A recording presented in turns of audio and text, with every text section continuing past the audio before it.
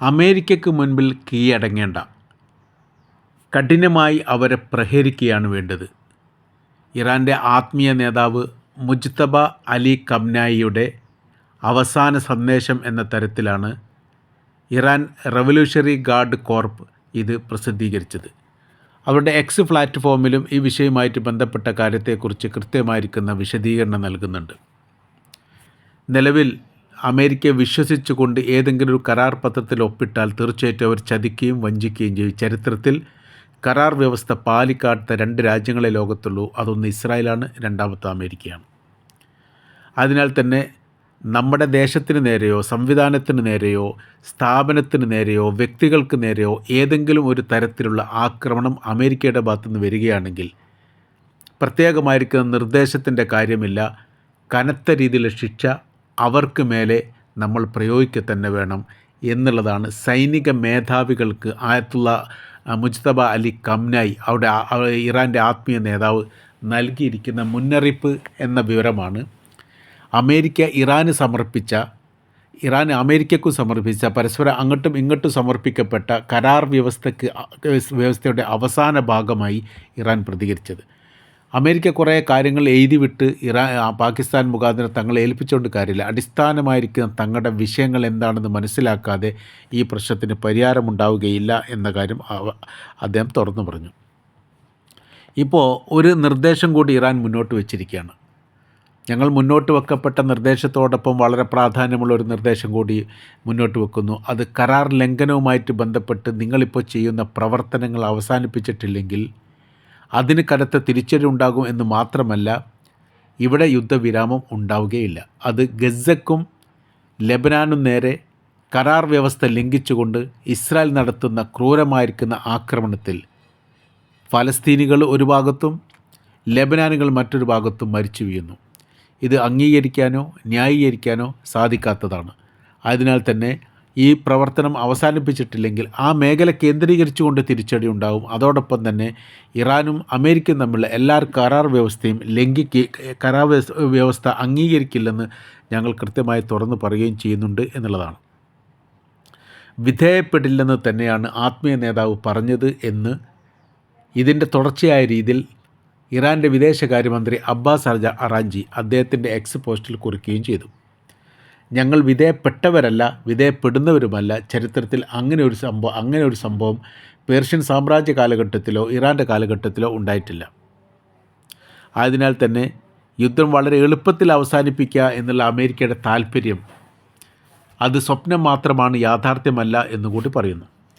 America ഈ വിഷയവുമായിട്ട് ബന്ധപ്പെട്ട് പറയുന്ന ഒരു കാര്യമുണ്ട്. അത് ട്രൂത്ത് സോഷ്യലിൽ ഡൊണാൾഡ് ട്രംപ് തന്നെ അത് രേഖപ്പെടുത്തുകയും ചെയ്തിട്ടുണ്ട്. അവർ പറയുന്നത് ഇങ്ങനെയാണ്: 47 വർഷമായി ഇറാൻ അമേരിക്കയെ കബളിപ്പിക്കുന്നു. അവരുമായിട്ടുള്ള ഒരു ചർച്ചയും സുതാര്യമായ രീതിയിലോ ന്യായപരമായ രീതിയിലോ അവർ അവസാനിപ്പിക്കാറില്ല. അവരെപ്പോഴും മുഷ്ടി ചുരുട്ടിയാണ് സംസാരിക്കാറുള്ളത്, കഠിനമായിരിക്കുന്ന വാക്കുകളാണ് പ്രയോഗിക്കാറുള്ളത്. അതൊരിക്കലും ഭൂഷണമല്ല എന്നുള്ളതാണ്. ഇറാൻ അതിന് നൽകിയിരിക്കുന്ന മറുപടി ഇങ്ങനെയാണ്: തങ്ങളുടെ രാജ്യ സംരക്ഷണവുമായിട്ട് ബന്ധപ്പെട്ടും തങ്ങളുടെ ദേശത്തെയും ജനങ്ങളെയും സംവിധാനത്തെയും സംരക്ഷിക്കാനും തങ്ങൾക്ക് ഏത് ഭാഷയും ഏത് പ്രയോഗവും നടത്താം. 47 വർഷമായി എന്ന് പറയുന്ന സമയത്ത് അത്രയും വർഷം തന്നെയായി ഞങ്ങൾക്ക് മേലെ സാമ്പത്തിക ഉപരോധം അമേരിക്ക ഏർപ്പെടുത്തിയിട്ട്. അതിന് ചില രാജ്യങ്ങളൊക്കെ പിന്തുണ നൽകുകയും ചെയ്തു. എന്നിട്ടെന്തേ ഞങ്ങൾ അതിജീവിച്ചു പോയത്?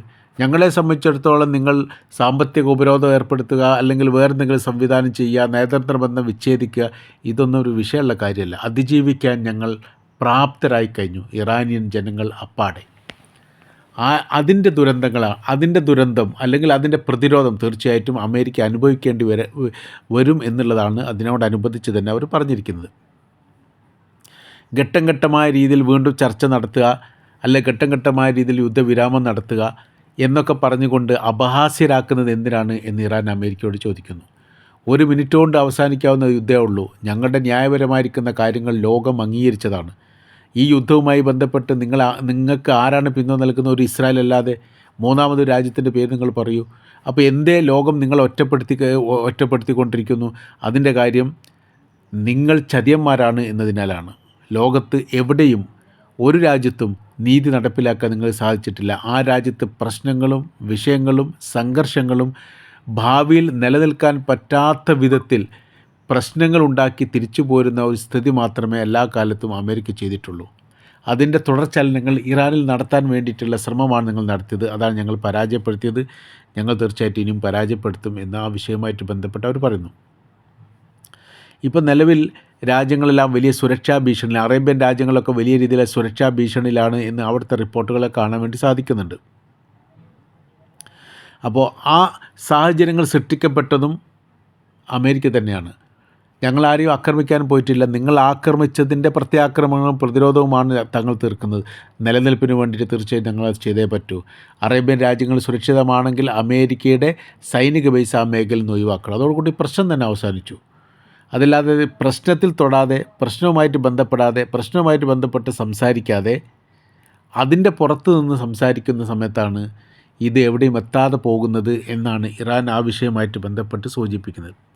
ഇറാൻ മുന്നോട്ട് വെച്ച കരാർ വ്യവസ്ഥകൾ സ്വീകാര്യമല്ലെന്ന് ട്രംപ് പറഞ്ഞു. ട്രംപ് മുന്നോട്ട് വെക്കപ്പെട്ട കരാർ വ്യവസ്ഥകൾ അംഗീകരിക്കില്ലെന്ന് ഇറാനും പറഞ്ഞു. അങ്ങനെ മറ്റൊരു യുദ്ധ തരത്തിലേക്ക് കാര്യങ്ങൾ നീങ്ങുന്നു എന്നാണ് ഈ രാഷ്ട്രീയ നിരീക്ഷകർ ഈ വിഷയവുമായിട്ട് ബന്ധപ്പെട്ട് പ്രതികരിക്കുന്നത്. ഇസ്രായേൽ ഇല്ലാത്ത ലോകത്ത് ഒരു രാജ്യവും അമേരിക്കയെ സഹായിക്കുന്നില്ല, അമേരിക്കയെ പിന്തുണയില്ല. ഇസ്രായേൽ അല്ലാത്ത മറ്റൊരു രാജ്യവും നിങ്ങളെ സഹായിക്കുന്നില്ല എന്ന് പറയുന്നതിൻ്റെ അടിസ്ഥാനം നിങ്ങൾ ലോകത്ത് ഒറ്റപ്പെട്ടു പോയിരിക്കുന്നു, നിങ്ങളില്ല എന്ന് പറഞ്ഞുകൊണ്ട് ആ സത്യത്തെ മൂടിവെക്കാൻ ശ്രമിക്കുകയാണ്. അതുകൊണ്ടൊരു കാര്യമില്ല, അതൊന്നും വിജയിക്കാൻ പോകുന്നില്ല എന്നുള്ളതാണ്.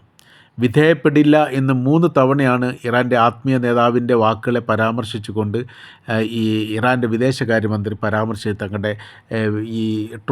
തങ്ങളുടെ സോഷ്യൽ മീഡിയ വഴിയും ഈ മീഡിയക്ക് കൊടുത്ത അഭിമുഖത്തിലും അദ്ദേഹം പറഞ്ഞിരിക്കുന്ന കാര്യം ഇത് തന്നെയാണ്. ഇപ്പോൾ ഗസയിൽ നടക്കുന്ന സംഭവം എന്ന് പറഞ്ഞാൽ ഇന്നലെ 4 പേരെങ്കിലും കൊല്ലപ്പെട്ടു എന്നുള്ള വിവരമാണ് പുറത്തു വരുന്നത്. കഴിഞ്ഞ ഏതാനും ദിവസങ്ങളായി ലബനാനിൽ നടത്തിയിരിക്കുന്ന ആക്രമണത്തിൽ 32 പേരെങ്കിലും കൊല്ലപ്പെട്ടു എന്നുള്ള വിവരം അവിടുന്ന് പുറത്തു വരുന്നു. മാത്രമല്ല ഗ്രാമീണ മേഖലയിൽ നിന്ന് ആളുകൾ കുടിയൊഴിഞ്ഞു പോകുന്ന ഒരു സ്ഥിതിയിലേക്ക് കാര്യങ്ങൾ എത്തിയിരിക്കുന്നു. ഇത് കൃത്യമായിരിക്കുന്ന ഒരു കരാർ വ്യവസ്ഥ പ്രകാരമാണ് ലബനാനിലെ യുദ്ധം അവസാനിച്ചത്. ആ കരാർ ഉണ്ടാക്കിയവർ തന്നെ ലംഘിക്കുന്നു. എല്ലാ കാലത്തും അങ്ങനെ തന്നെയാണ്. കരാർ ഉണ്ടാക്കിയവർ കരാർ ലംഘിക്കുക, എന്നിട്ട് തങ്ങളൊന്നും ചെയ്തിട്ടില്ല എന്ന് വരുത്തി തീർക്കുന്ന പ്രവർത്തികൾ ചെയ്യുക. അപ്പോൾ എല്ലാ തരത്തിലുള്ള ക്രൂരമായിരിക്കുന്ന പ്രവർത്തികളും ചെയ്യാൻ വേണ്ടി ഇസ്രായേലിന് എല്ലാവിധ സപ്പോർട്ട് ചെയ്യുകയും ഒരു ഭാഗത്ത് മാന്യത നടിച്ചുകൊണ്ട് പ്രശ്നപരിഹാരത്തിന് ഞങ്ങളാണ് മുമ്പിൽ നിന്നത് എന്ന് പറയുകയും ഒരുപാട് രാജ്യങ്ങളിൽ യുദ്ധം അവസാനിപ്പിച്ചിട്ടുണ്ട്, അതുകൊണ്ട് നോബൽ സമ്മാനത്തിന് അവകാശി താനാണ് എന്ന് ലോകത്തോട് വിവരക്കേട് വിളിച്ചു പറയുകയും ചെയ്യുന്ന ഒരു പണി മാത്രമാണ് ഇപ്പോൾ യഥാർത്ഥത്തിൽ അമേരിക്കൻ പ്രസിഡന്റ് ഡൊണാൾഡ് ട്രംപ് ചെയ്യുന്നത്. യാഥാർത്ഥ്യത്തിലേക്ക് തിരിച്ചു വന്നിട്ടില്ലെങ്കിൽ, അടിസ്ഥാനപരമായിരിക്കുന്ന വിഷയത്തെക്കുറിച്ച് പഠിച്ചിട്ടില്ലെങ്കിൽ ഒരിക്കൽ പോലും ഈ യുദ്ധത്തിൽ അതിജീവിക്കാൻ വേണ്ടിയിട്ട് അമേരിക്കയ്ക്ക് സാധിക്കില്ല എന്നുള്ളത് അസന്നിഗ്ധമായി ഞാൻ പറയുന്നു എന്നാണ് ഈ വിഷയവുമായിട്ട് ബന്ധപ്പെട്ട് ഇറാൻ പ്രതികരിച്ചത്. അപ്പോൾ അവസാനമായി അവർ പറഞ്ഞു നിർത്തുന്നത് ഇങ്ങനെയാണ്: ഹോർമുസ് അടക്കമുള്ള തങ്ങളുടെ തന്ത്രപ്രധാനമായിരിക്കുന്ന മേഖല തങ്ങളുടെ രാജ്യത്തിൻ്റെ ഭാഗമാണ് എന്ന് നിജപ്പെടുത്താത്തിടത്തോളം കാലം ഈ യുദ്ധവിരാമം ഉണ്ടാവുമെന്ന് പ്രതീക്ഷിക്കേണ്ട എന്നാണ് അവസാനമായിട്ട് ഇറാൻ പറഞ്ഞു വെക്കുന്ന കാര്യം.